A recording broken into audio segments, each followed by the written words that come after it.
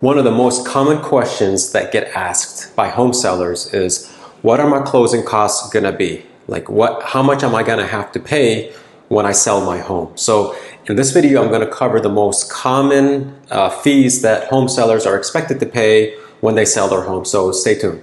Okay, so the first fee that you can expect to pay as when you're selling your home is a closing or settlement fee. And essentially what that is just a fee that you pay to the person or the company that's helping you close or facilitate the closing of the transaction. A lot of times it's paid to the title companies as a fee or to attorneys who help close the transaction. Now, I've personally seen these fees range anywhere from $395 as much as $800 to close a transaction. Now, these fees are not set in stone necessarily, but so feel free to reach out to the title company or your attorney and see if these fees can be negotiated. The second fee that home sellers can expect to pay when they sell their home is something called a documentary stamp tax, aka doc stamps. Here in the state of Florida, the government requires that sellers pay an excise tax when they sell their home. That tax rate is 70 cents for every $100. So let's take a quick example here. So if you had a home that's you're selling for $300,000, your doc stamps on that is going to equal $2,100. And a quick equation here is you take $300,000, divide that by 100, and multiply that number by 0.70, and then boom, that's how you end up with $2,100. So the third fee that home sellers can expect to pay are property taxes, which comes as no surprise, right? And this is, now home sellers do not have to pay their property taxes for the entire year. As you know, property taxes are paid in arrears, meaning you've occupied the property, you lived there for the entire year, and you owe the government for that year. So you pay that at the end of the year. Typically here in November is when it gets paid. So, but if you're selling your home, say in June 10th, so you as a home seller are only obligated to pay your property taxes, your prorated property taxes from January 1st up until June 10th. And everything, and then, June 9th, and then from June 10th on, it's paid by the buyer. Okay, another prorated fee that needs to be paid is if you live in a community that has an HOA, homeowners association, or CDD, those fees are also prorated. So if you happen to live in a neighborhood with a homeowners and association mandated, that too needs to be prorated and then paid at the day of closing. And it's pretty much calculated the same way as you calculated your property taxes. So again, if the closing date is June 10th, then you as a home seller are only obligated to pay from January 1st to June 9th, and then the HOA fees will be prorated for the home buyer as well.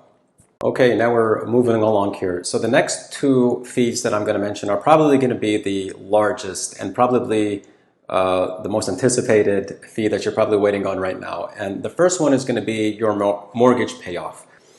Depending on how long you've had your mortgage and whatever is due, that's going to have to be paid at closing. So if you took out a loan when you first bought the property for $300,000 and you've paid off $200,000 of it, at closing you're going to have to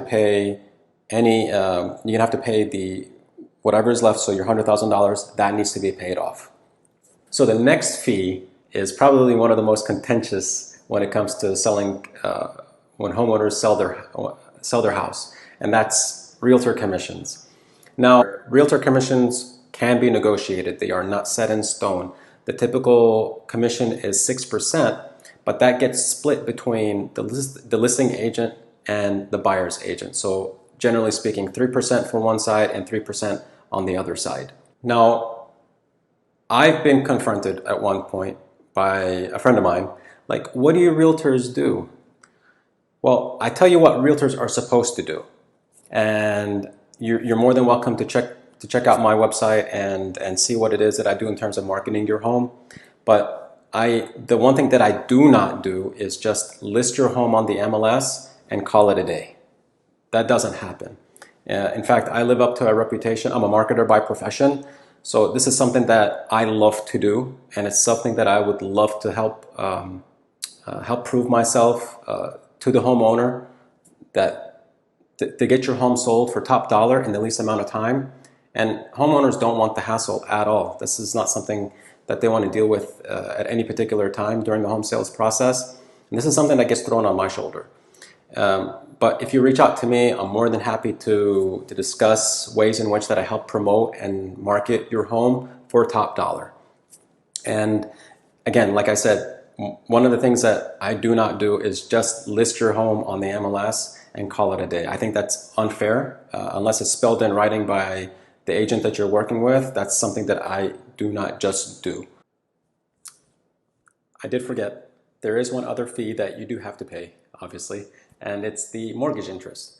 So you obviously make mortgage payments on a monthly basis, and you've got your principal amount and your interest that you pay during that month. So you're you're obligated to pay your interest for that month up to the day of closing.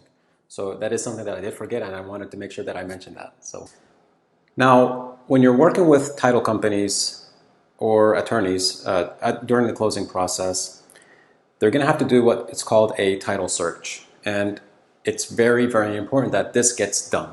Why? What they're going to do is they're going to search public records, right? They're going to look for any defects that show up in the title, dating back to the earliest owner. Now, Florida law limits the search to 30 years. But by defects, I mean anything that's going to hurt. Like, you don't want somebody after you own the property to come back and say, oh, this person owed me X, right? So liens on properties, unpaid taxes, judgments, filing errors. All of these are uncovered, if any, during the title search. So it's very important and very critical that this gets done so that when the buyer assumes title, they have what we call a clean title. So there are no blemishes on there whatsoever. And that the typical charge for a title search is generally in the range of around a couple of $100. Again, depending on the title company that you use. Okay. Now that a title search has been done, the title company is going to issue what is called a title insurance or an owner's policy. Now, this also is very important because this gets transferred over to, this insurance policy, so to speak, is transferred over to the buyer, which protects the buyer. And what happens, it protects the future owner of any losses from something that may have happened in the past if for whatever reason the title company did not uncover any defects during the title search. And typically the way it's calculated, it's issued for the total purchase price of the home. So for example, you can expect to pay, the home seller pays for this, by the way, but they can expect to pay anywhere between $3 to $5 per thousand. So again, let's just assume that we have $300,000 sale of the home. The owner's policy is going to equal $900 on the low end of $3, or $1,500 if it was $5 per 1,000. Now that we come towards the end here, one of the final fees that you can expect to pay as a home seller is a home warranty. Now, the home warranty protects the buyer in the event of something breaking down after the close. So think it's a warranty on the electrical equipment like your refrigerators, your washer and dryers, your dishwashers, your HVAC system, your AC. These are the repairs and things that you as a home seller do not want to have to deal with after the closing.